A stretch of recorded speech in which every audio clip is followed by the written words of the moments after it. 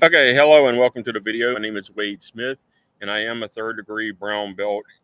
Excuse me, in Isshinryu karate. Thank you. Um, excuse me.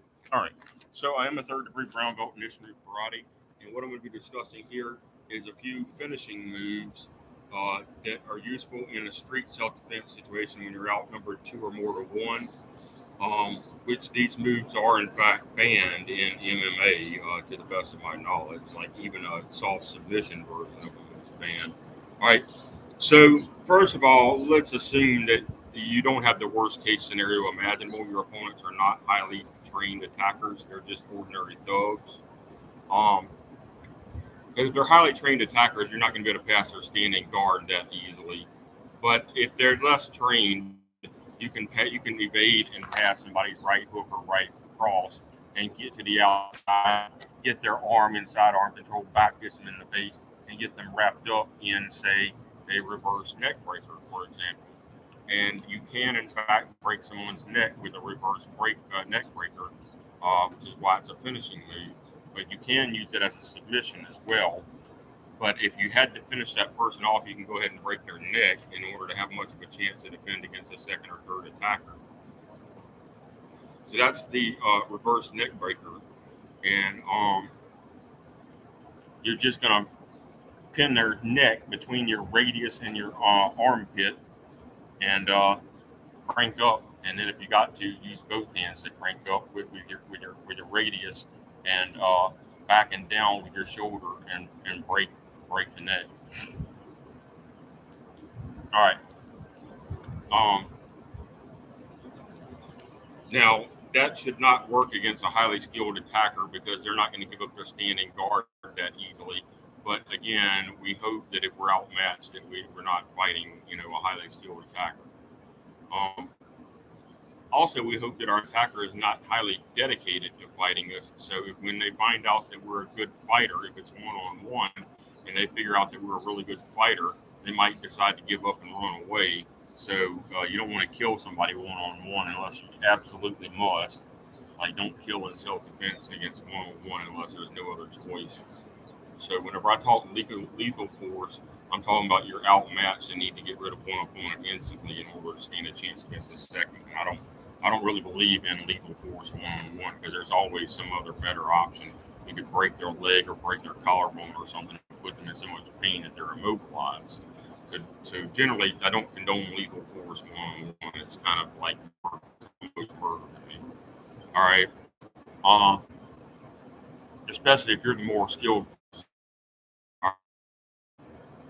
So that's a finisher that Isshinryu Karate teaches that is pretty brutal.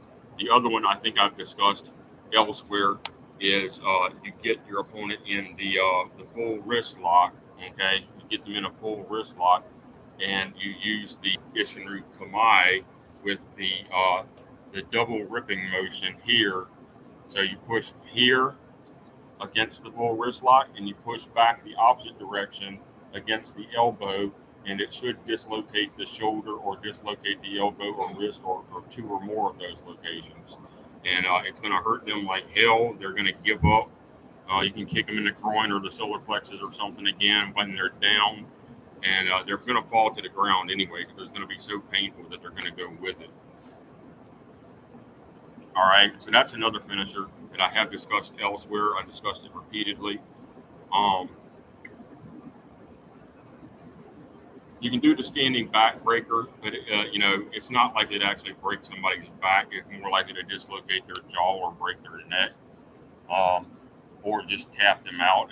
If they tap out or say home or something, can go. Um,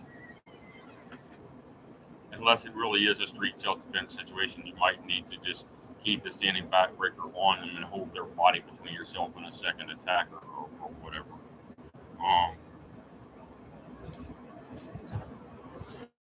so that if you're in good shape, practice it enough, you can also throw a person into another person from the standing back breaker.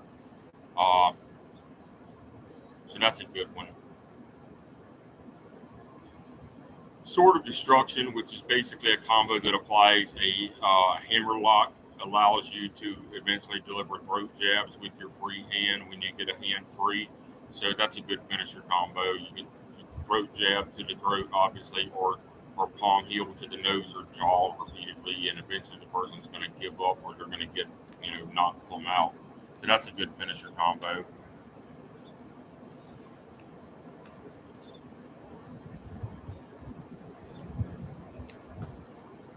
Um,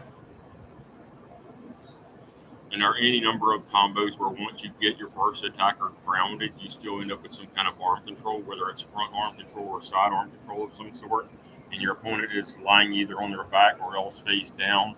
So you can, in a street fight, if you need to finish that first attacker off before you fight the second attacker, you can kick them in the head. In sport fighting, they don't allow you to kick somebody in the head that's grounded. But in a street fight, you might be able to knock him out so you have a chance against the second attacker.